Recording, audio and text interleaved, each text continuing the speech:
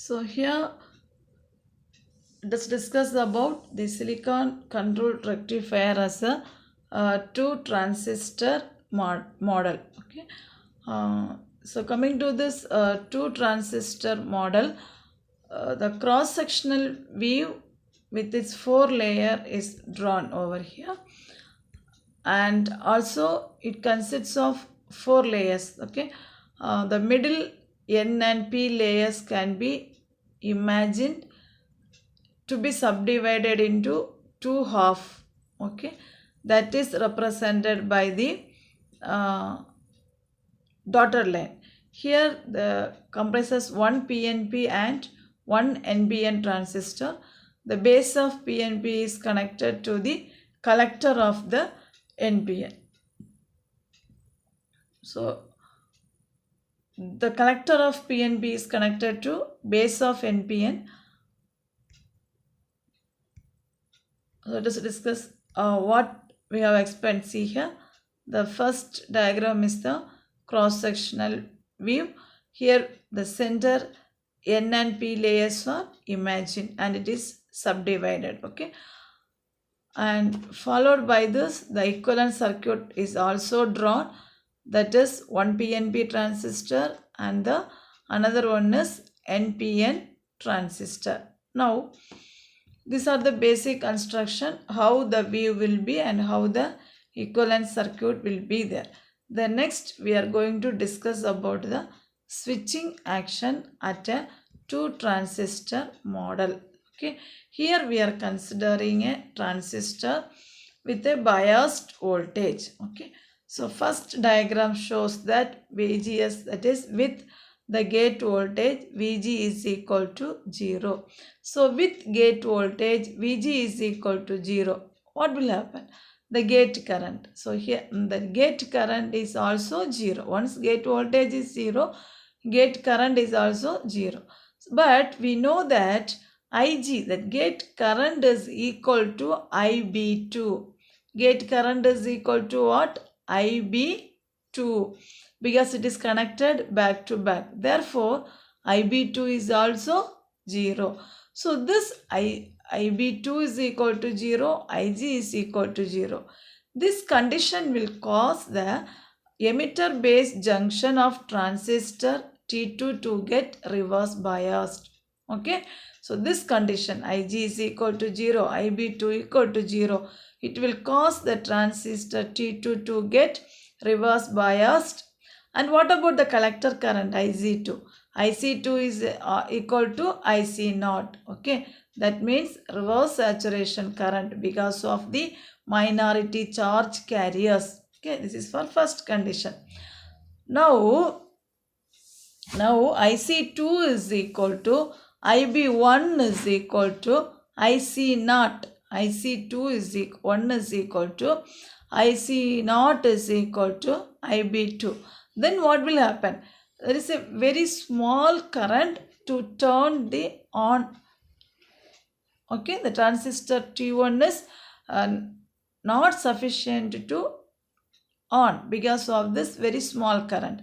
So the collector base junction of T1 is reverse biased, and collector current at the transistor T1 will be IC1 is equal to IC0 is equal to IB2. Therefore, both the transistor will be in off condition. So at this condition, the currents are not sufficient to make the transistor T1 as well as T2 in a on condition.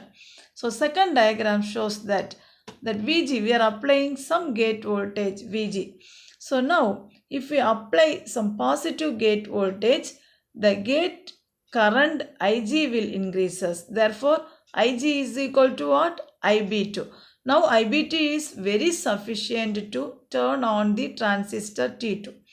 Now once the transistor T2 gets turned on, it will generate a large collector current. Therefore, IC2 is equal to what? IB1. Therefore, transistor T1 will turn on and this will cause the large collector current to IC1. As IC1 is equal to IB2. What will happen for transistor 2? Base current of transistor 2 will increases. Therefore, this type of increases causes the regenerative action in SCR. Okay.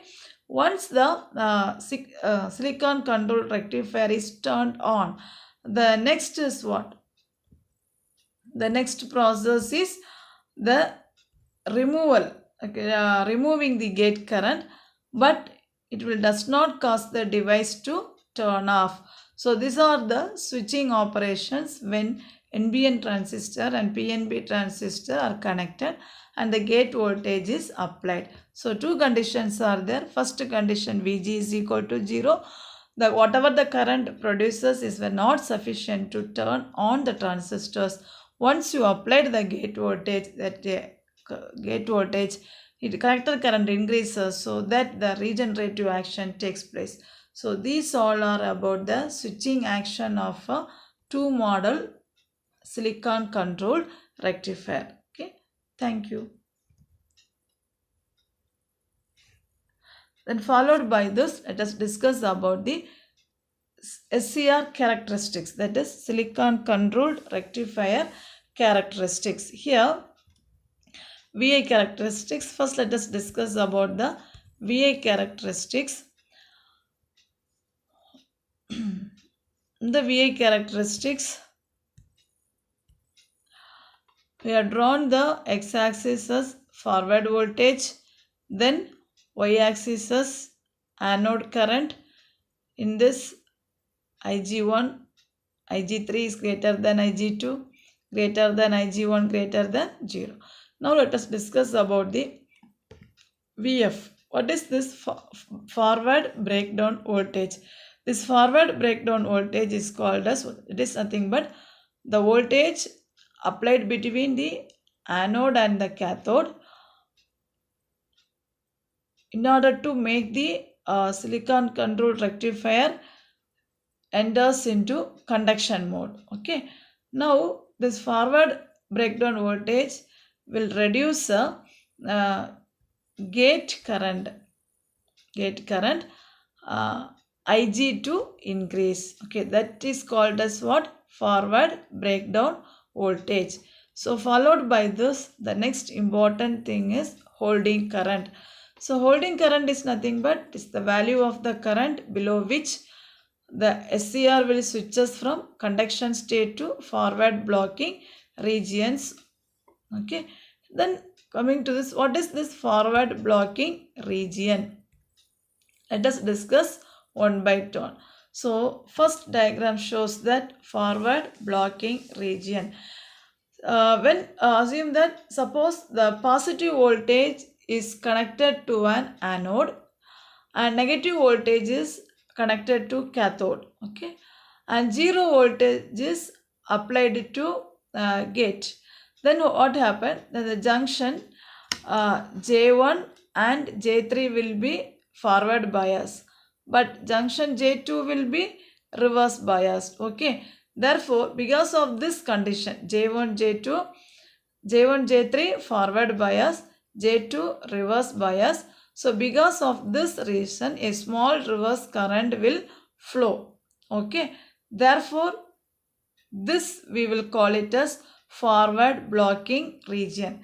Coming to the second diagram, which is called as reverse blocking. Here we are applying a positive voltage to anode, okay, and negative voltage to cathode, and some voltage is applied to gate. Then what will happen? J1 is reverse biased, okay, J2 and J3 will be forward biased. Because of this, the current will flows linearly. So this we will call it as forward conduction region. Forward conduction region. First one is reverse conduction region, another one is forward conduction region. So followed by that,